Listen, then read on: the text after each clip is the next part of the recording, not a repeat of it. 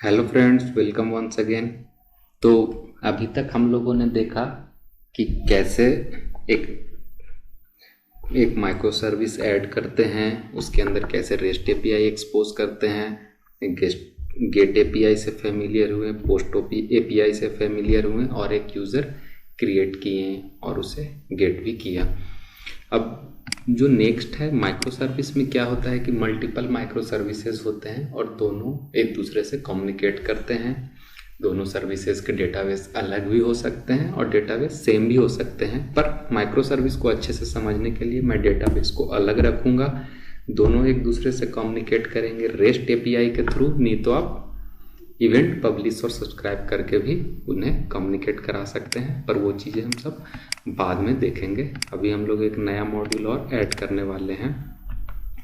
तो process same है, आपका जो पेरेंट मॉड्यूल है उस पर क्लिक करना है और अपने को करना है न्यू प्रोजेक्ट और इस यहाँ पे अपने को मवेन मॉड्यूल, नेक्स्ट मॉड्यूल का नाम है सब्सक्रिप्शन मैनेजमेंट।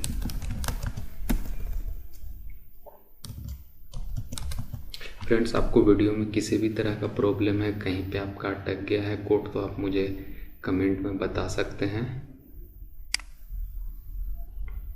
और अगर आपको वीडियो अच्छा लगा तो अपने दोस्तों के साथ भी इसे शेयर कर सकते हैं।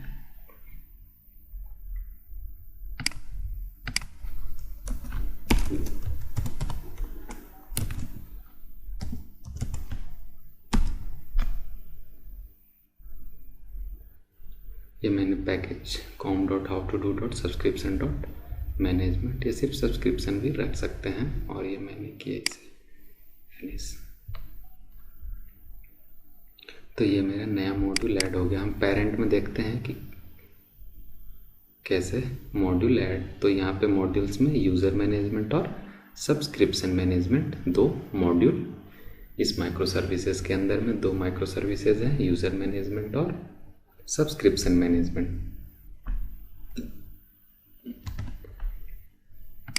अगेन सब्सक्रिप्शन मैनेजमेंट को हम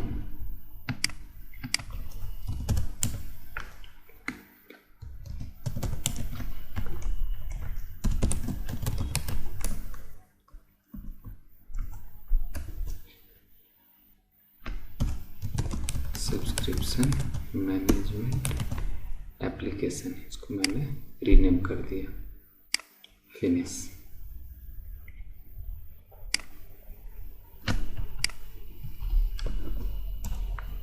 यहाँ पे बस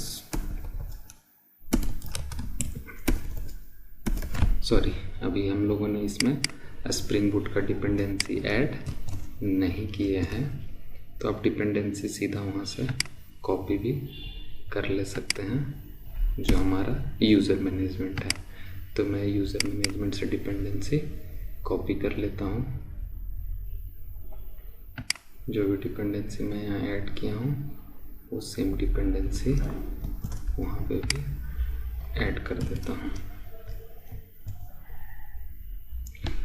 एप्लीकेशन की क्लास में जो भी हम लोग करते हैं चेंजेस, वो भी आप वहाँ से कॉपी कर सकते हैं। यहाँ पे हाउ टू डू सब्सक्रिप्शन यहाँ पे होगा।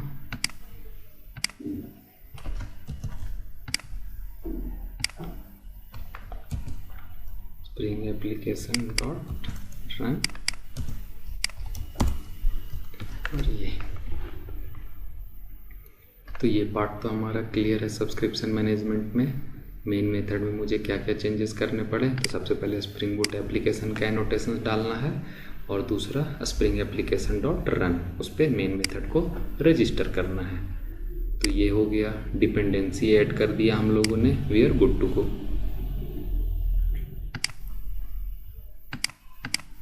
इसका यूज़ अभी नहीं है तो इसे हम डिलीट कर देते हैं। अगेन इसमें भी हम लोग एक कंट्रोलर ऐड करने वाले हैं तो पहले एक पैकेज बना लेते हैं, न्यू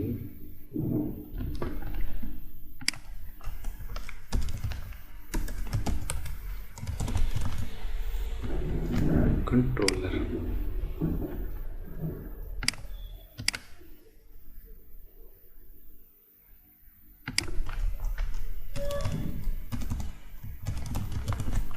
रिपोजिटरी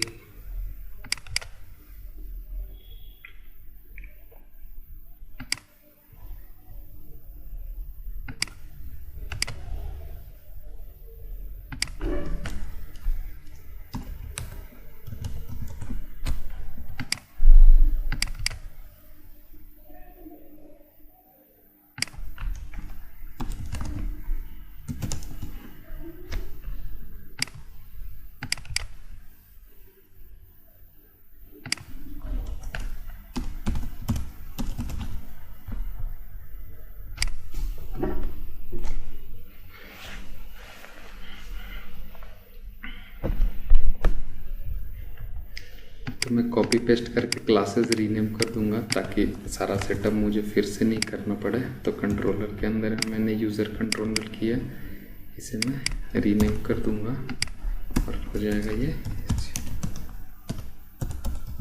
सब्सक्रिप्शन कंट्रोलर।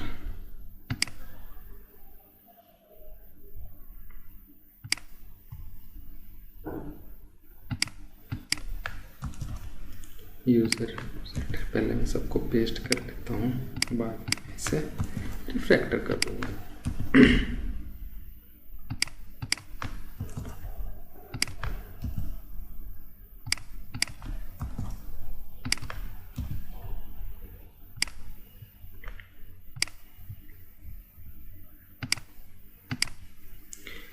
और मैं ये रिसोर्स फोल्डर भी उसमें पेस्ट कर देता हूँ। तो ये सोर्स मेन के अंदर में होगा अपना ये रिसोर्स। तो पहले application.yml में ये यूज़र मैनेजमेंट है, इसको हम क्या कर देंगे, सब्सक्रिप्शन मैनेजमेंट। इसको दे देंगे 8082 पोस्ट में। तो ये मेरा हो गया।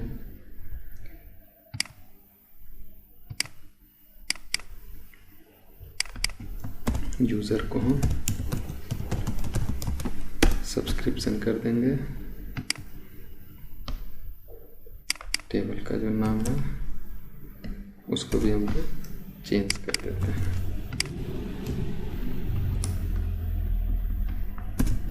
ये हो गया हमारा सब्सक्रिप्शन टेबल।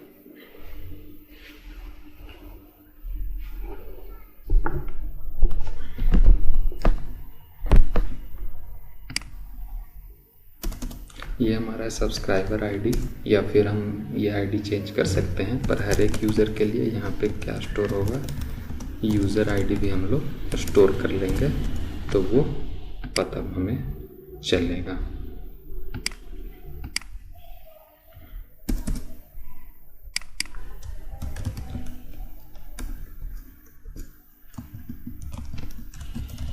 स्टार्ट डेट, और ये इन डेट भी स्टोर कर सकते हैं, पर अभी के लिए अपन में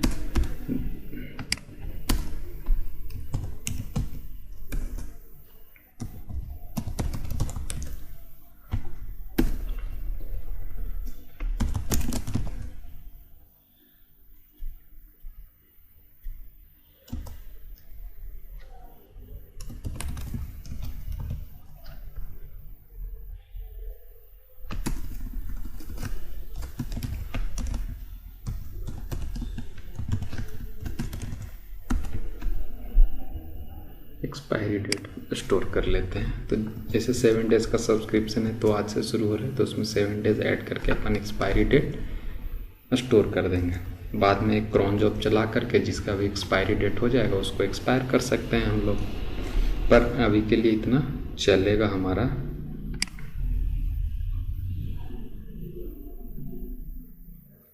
मैं गेटर सेटर के लिए लॉन्गबुक की लाइब्रेरी यूज़ करता हूँ, तो मुझे हर बार गेटर सेटर लिखने की ज़रूरत नहीं है। तो ये लॉन्गबुक का डिपेंडेंसी ऐड करके मैं गेटर सेटर को स्किप भी कर सकता हूँ। तो मैं इसमें ठीक है, अभी के लिए मैं कर देता हूँ, बाद में आपको नेक्स्ट सीरीज में बताऊँगा इंटरमीडिएट लेवल पे जब आप आओगे तो कैसे लॉन्ग बुक से अपन कर सकते हैं।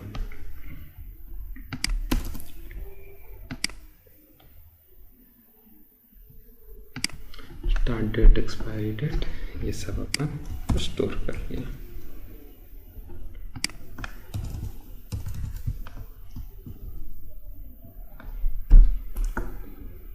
तो ये हमारा एंटिटी तैयार हो गया। एंटिटी क्लास का डिज़ाइन हो गया। पेलोड में भी हम यही सब चीज़ें रखेंगे और ये यूज़र पेलोड की जगह हो जाएगा।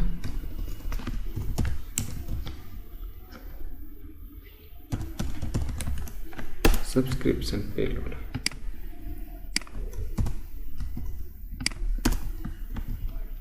यहाँ पे मैंने गेटर सेटर सबका जनरेट कर दिया और generate constructor using field, generate constructor using super class.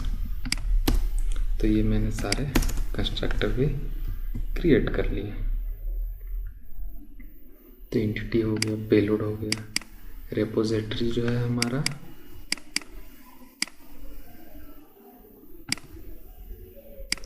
User repository की जगह ये क्या हो जाएगा हमारा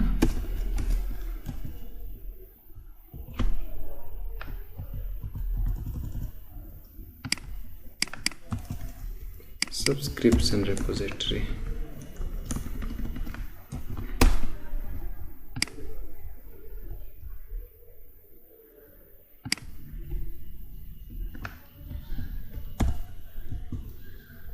तो ये हमारा रेपोजिटरी हो गया फाइनल। पेलोड क्लासेस हो गए हैं। मैपिंग का मेथड अपन अभी लिखेंगे। सब्सक्रिप्शन कंट्रोलर, ये यूज़र सर्विस को अपन रीनेम कर देते हैं और ये भी क्या हो जाएगा हमारा सब्सक्रिप्शन सर्विस।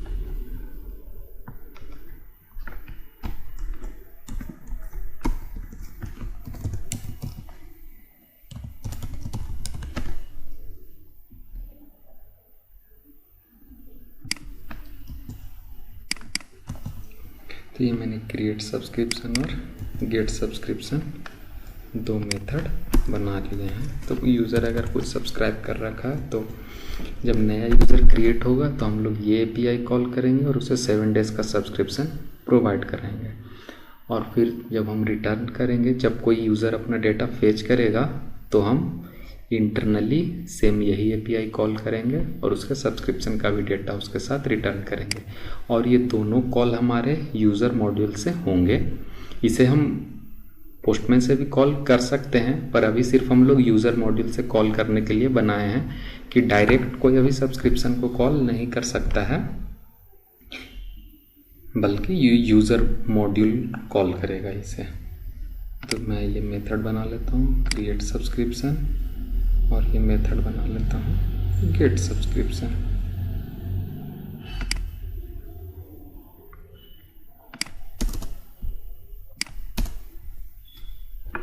तो पहले मैं ये गेट सब्सक्रिप्शन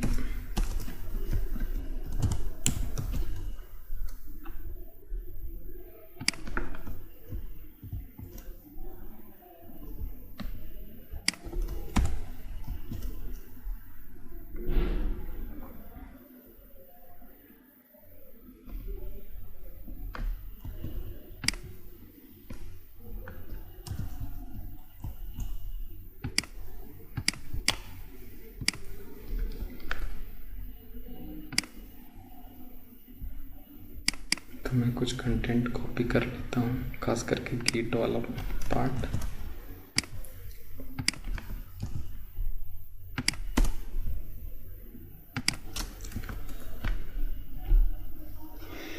तो अभी तक हम लोगों ने मोंगोडीबी से कम्युनिकेशन के लिए जो इंटरनल जो मेथड्स प्रोवाइड कराता है वो यूज़ कर रहे थे, पर जेपीए के थ्रू इसे कैसे करते हैं तो वो हम लोग देखते हैं।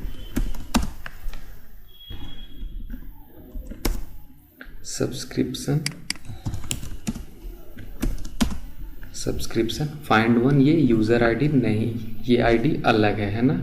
तो यहाँ पे जेपीए में अपने को कैसे इसको हम कैसे कॉल करेंगे, find by user ID,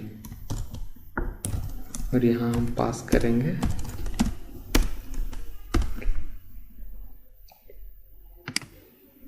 friends बता दूँ 4 साल के करियर में मैंने आज तक क्वेरी नहीं लिखा है, और अगर मेरा सबसे कमज़ोर पार्ट कुछ है तो वह है क्वेरी लिखने वाला, क्योंकि मैं सारा काम जेपीए के थ्रू हमारा हो जाता है। अगर आप स्प्रिंग बूट मोंगोडीबी और जेपीए, मोंगोडीबी प्लस जेपीए से रिलेटेड एक लेक्चर चाहते हो तो मैं उस पर भी एक वीडियो लेक्चर बनाऊंगा और बताऊंगा कि कैसे हम लोग हर क्वेरी को जेपीए के थ्रू लिख सकते हैं। जैसे ये फाइंड बाय यूज़र आईडी है तो ये यूज़र आईडी मैच करेगा और उसका डेटा रिटर्न कर देगा।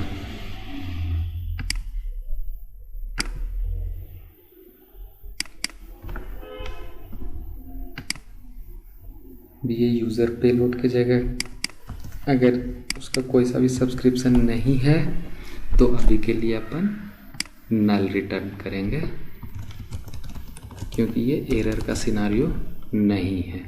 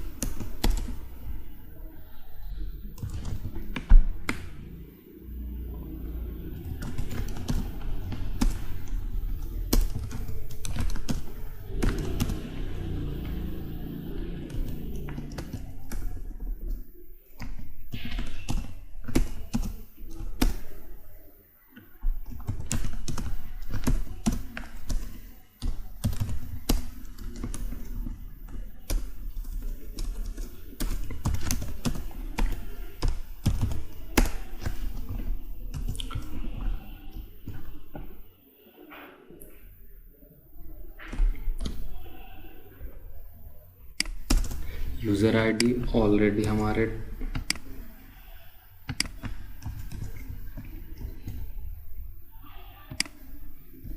ऑलरेडी रिक्वेस्ट में यूज़र आईडी दे रहा है तो उसे रिस्पॉन्स में भी यूज़र आईडी देने से मतलब नहीं है। स्टार्ट डेट, एक्सपायरी डेट या private,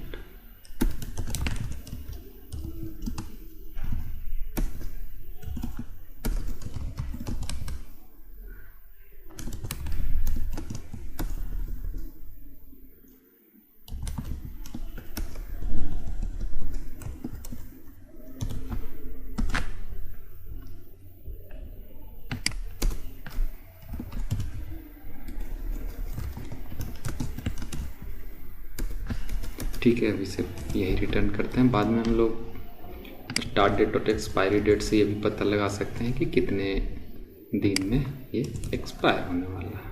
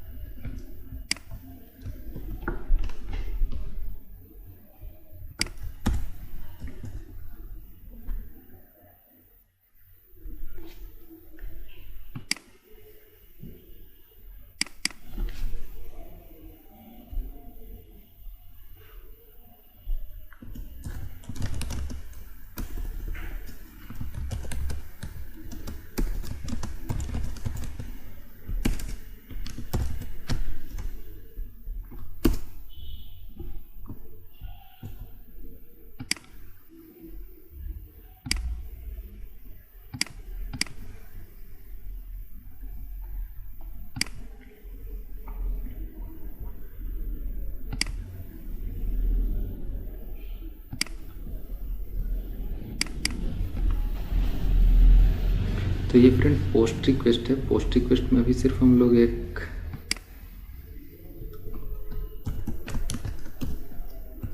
path variable user ID लेते हैं।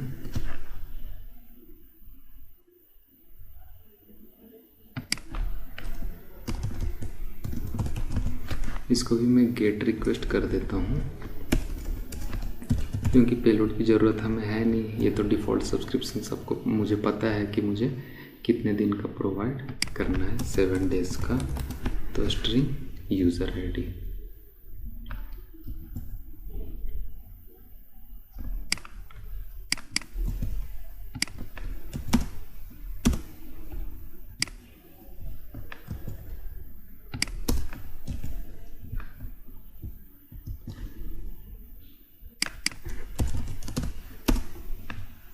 तो अगर गेट रिक्वेस्ट में यूज़र आईडी / डिफ़ॉल्ट कॉल करेंगे तो ये मुझे सब्सक्रिप्शन प्रोवाइड कर देगा और ये सिर्फ डेटा रिटर्न करेगा।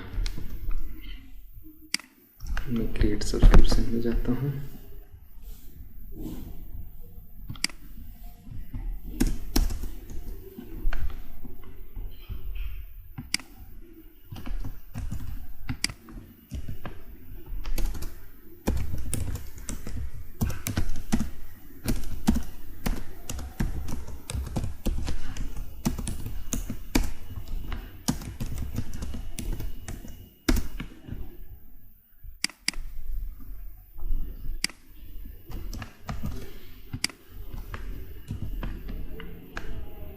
और ये जैसे कोई डिफ़ॉल्ट सब्सक्रिप्शन है उसको फिर से डिफ़ॉल्ट सब्सक्रिप्शन प्रोवाइड करना है या एक्सटेंशन देना है तो ये मैंने उसके लिए चेक कर लिया है कि यूज़र ऑलरेडी है या नहीं है। तो यहाँ पे अगर सब्सक्रिप्शन नल है तो subscription is equal to new subscription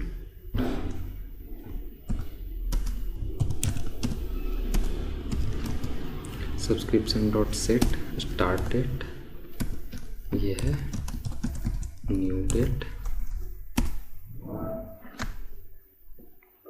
मतलब अभी से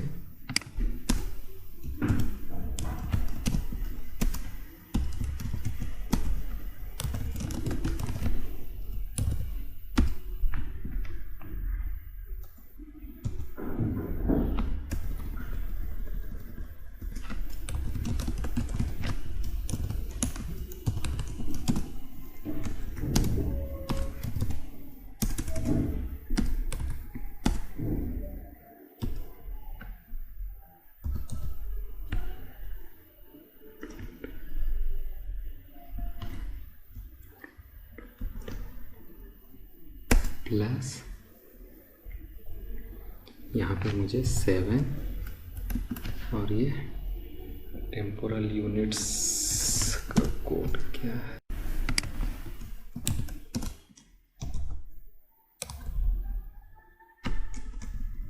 पूर्ण यूनिट डॉट डेज।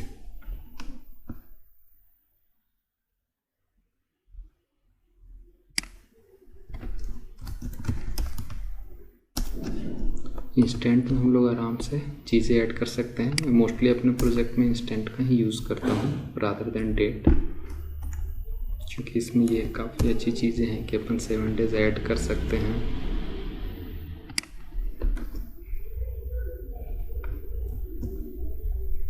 और ये मैंने इंस्टेंट में 7 दिन ऐड कर दिया और उसे एक्सपायरी डेट में सेट कर दिया।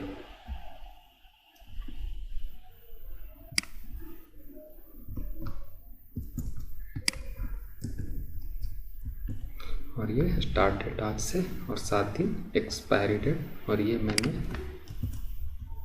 इनका बना लिया। मैं लॉगर नहीं डाल रहा हूँ, चलेगा।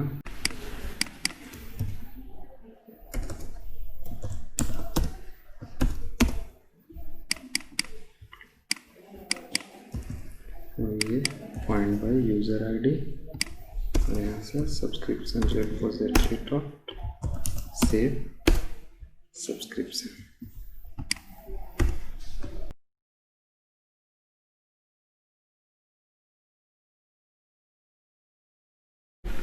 तभी अपन बिल्ड करेंगे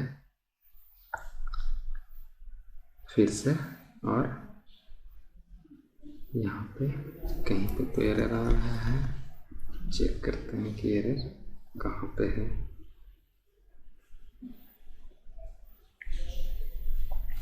ओके, मैंने वहाँ से तो रीनेम किया, लेकिन यहाँ पे मैं करना भूल गया।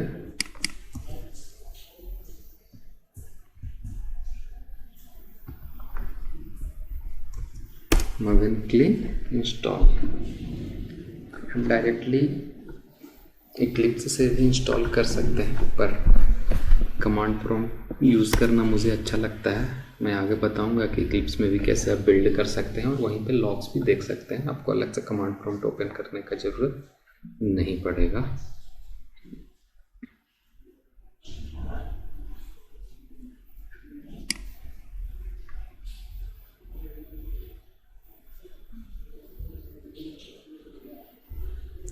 तो ये है हमारा स्टार्ट डेट और ये नैनो सेकंड में है।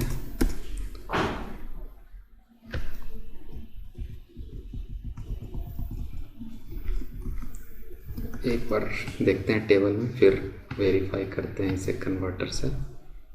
तो ये मैं रोबोमोंग ओपन करता हूँ और ये रिफ्रेश किया तो ये हमारा आ गया सब्सक्रिप्शन मैनेजमेंट। उसके अंदर ये सब्सक्रिप्शन टेबल। तो सब्सक्रिप्शन टेबल के अपन देखेंगे कि 5 तारीख से 5 जुलाई यानी कि आज के डेट से लेकर के 7 दिन तक, मतलब 12 जुलाई तक का सब्सक्रिप्शन प्रोवाइड हो गया है इस यूज़र को।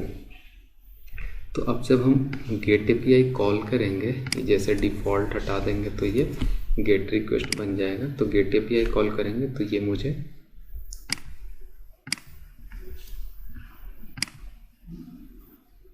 सब्सक्रिप्शन का डेटा नल क्यों आ रहा है? ये सब्सक्रिप्शन का डेटा नल आ रहा है। फिर मैं चेक करता हूँ कैसे क्यों हो रहा है।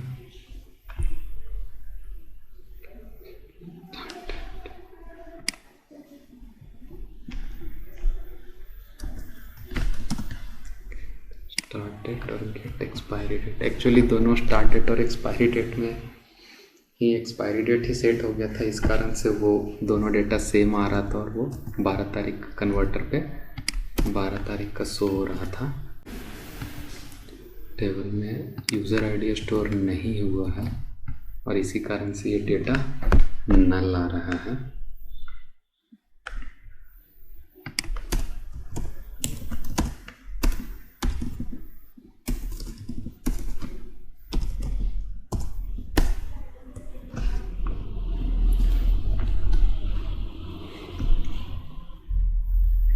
तो अब ये हमारा प्रॉपर पूरा सही हो गया। अब हम इसे फिर से बिल्ड कर लेंगे।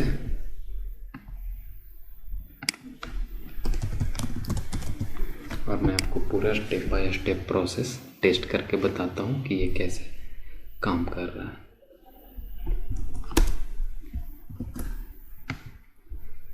सो ये डेटा हमारा रिडंडेंट है, कोई यूज़ का नहीं, क्योंकि इसमें यूज़र आईडी ही हमने देना सेट करना भूल गए थे। तो अब मैं कॉल करता हूँ ये एपीआई। तो ये अब मैं ये स्टार्ट डेट चेक कर सकते हैं। यहाँ पर स्टार्ट डेट जुलाई 5/10/33 का है और ये एंड डेट को वेरीफाई कर सकते हैं जुलाई 12। सेम चीज़ अपन डेटाबेस से भी देख सकते हैं। तो इस यूज़र आईडी का ये स्टार्ट डेट है और ये एक्सपायरी डेट है। अपन यही चीज़ गेट एपीआई से भी टेस्ट कर सकते हैं। अगर ये डिफ़ॉल्ट को हटा देंगे तो ये गेट एपीआई बन जाएगा और वहाँ पे डेटा रिटर्न कर रहा है। तो हम चाहते हैं कि ये जो स्टार्ट डेट और एक्सपायरी डेट है आपके यूज़र के प्लान का, वो जब हम ये यूज़र एपीआई कॉल करें तो उसमें ये डेटा रिटर्न हो। तो देखते हैं कि अपन कैसे इंटरनली इसको कर सकते हैं अगले वीडियो में। Thanks for watching.